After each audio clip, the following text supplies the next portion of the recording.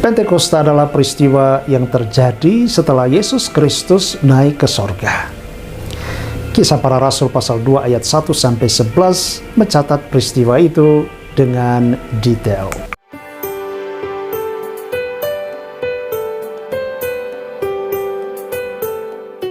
Pada hari itu, para pengikut Yesus yang sedang berkumpul di satu tempat mendadak mengalami pengalaman yang luar biasa. Terdengar bunyi keras dari langit seperti tiupan angin yang datang dengan cepat dan memenuhi seluruh rumah tempat mereka berada. Kemudian tampaklah suatu seperti lidah-lidah api yang memisahkan diri satu sama lain dan melayang di atas kepala setiap orang. Roh Kudus turun atas mereka dalam bentuk lidah-lidah api tersebut. Akibatnya, mereka semua penuh dengan Roh Kudus dan mulai berbicara dalam bahasa-bahasa yang berbeda. Meskipun mereka berasal dari berbagai bangsa dan latar belakang, orang-orang yang hadir mendengar mereka berbicara dalam bahasa ibu mereka masing-masing.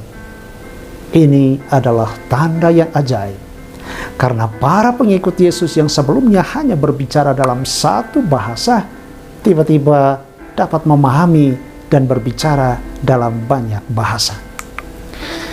Petrus, salah satu dari ke-12 rasul, berdiri di depan orang banyak dan berkhotbah. Ia menjelaskan bahwa peristiwa itu adalah penggenapan nubuat yang telah diucapkan oleh Nabi Yoel tentang pengurapan Roh Kudus pada akhir zaman.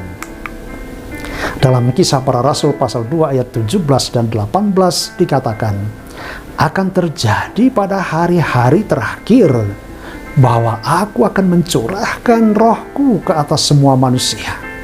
Maka anak-anakmu laki-laki dan perempuan akan bernubuat, dan taruna-tarunamu akan mendapat penglihatan-penglihatan, dan orang-orangmu yang tua akan mendapat mimpi. Juga ke atas hamba-hambaku laki-laki dan perempuan akan kucurahkan rohku pada hari-hari itu, dan mereka akan bernubuat. Petrus menjelaskan tentang Yesus Kristus, kematiannya di kayu salib dan kebangkitannya. Ia mengajak orang-orang untuk bertobat, percaya kepada Yesus, dan menerima baptisan untuk pengampunan dosa dan penerimaan Roh Kudus. Banyak orang yang terharu oleh khotbah ini dan memutuskan untuk mengikuti Yesus. Saudara-saudari terkasih, peristiwa Pentakosta menandai permulaan gereja Kristen yang baru. Roh Kudus turun dengan kuasa dan memberikan pengaruh yang besar kepada para pengikut Yesus. Mereka menjadi penuh dengan Roh Kudus, diberkati dengan karunia-karunia rohani, dan diberdayakan untuk memberitakan Injil dengan berani dan otoritas. John Gill, seorang pastor sekaligus teolog asal Inggris, mengungkapkan alasan mengapa hari Pentakosta penting bagi umat Kristiani. Ia berkata, lewat pembaptisan Roh Kudus, para rasul menjadi lebih mengetahui dan memiliki pemahaman yang lebih besar mengenai misteri Injil, dan lebih memenuhi syarat untuk mengkhotbahkannya kepada orang-orang dari segala bangsa dan bahasa. Saudara-saudari terkasih, apakah pesan Pentakosta bagi kita? Yang pertama, Yesus membutuhkan gereja, dan gereja itu adalah kita. Gereja adalah tubuh mistik Kristus. Kabar gembira yang diwartakan Yesus harus disampaikan kepada semua orang. Ia sendiri harus kembali kepada Bapanya. Maka dibutuhkan adanya penerus pewartaannya, yaitu gerejanya, kita sekalian para pengikutnya. Yang kedua, gereja sebaliknya juga membutuhkan Kristus. Setiap orang yang harus diutus membutuhkan seseorang yang mengutusnya. Ia membutuhkan perintah yang harus diteruskan dan otoritas serta kekuatan untuk melaksanakannya. Gereja membutuhkan seorang penolong yang lain, yaitu Roh Kudus.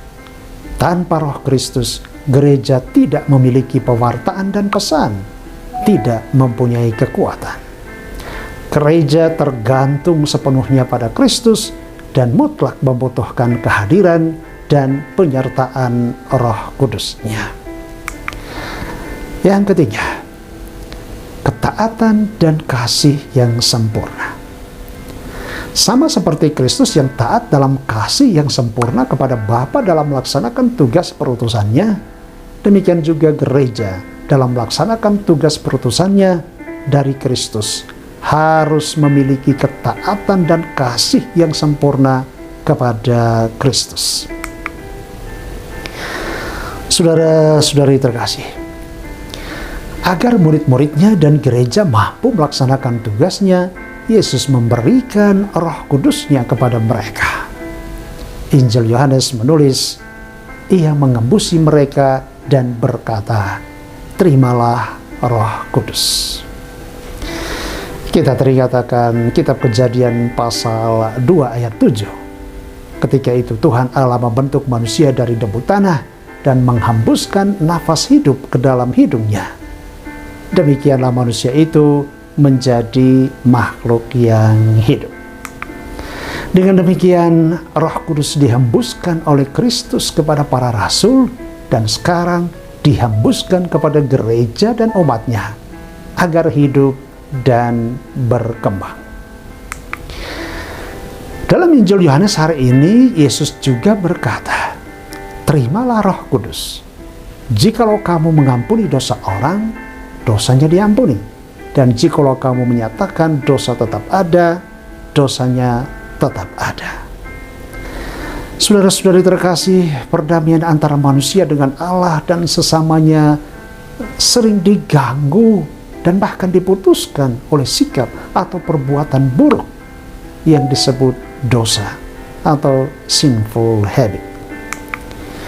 Di dalam gereja, Allah memberikan kepada imam-imamnya dengan kekuatan Roh Kudus kuasa mengampuni dosa. Untuk dapat menerima belas kasihan Allah sebesar itu, umat beriman dituntut suatu syarat mutlak yang harus dipenuhi, yaitu pertobatan atau penyesalan yang sungguh-sungguh dalam hati atas dosanya dan berjanji untuk hidup baik dan benar di hadapan Tuhan dan sesama. Umat beriman diminta untuk selalu berada dalam keadaan berahmat, the state of grace, untuk tetap mengasihi dan dikasihi oleh Allah. Pentakosta adalah hari didirikannya gereja oleh Kristus. Dengan Roh Kudus-Nya inilah Ia memberkati dan memimpin gerejanya sebagai tempat di mana kita dapat menerima dan merasakan damai sejahtera yang dilimpahkannya kepada kita. Apabila kita dalam perjalanan hidup ini sering jatuh di dalam dosa, melalui gereja kita dapat menerima kembali damai sejahtera itu dengan pertolongan Roh Kudus lewat sakramen rekonsiliasi atau sakramen tobat, sakramen pengampunan dosa. Itulah kekayaan rohani yang terbesar juga di dalam gereja. Selamat Hari Raya Pentakosta. Tuhan Yesus memberkati. Amin.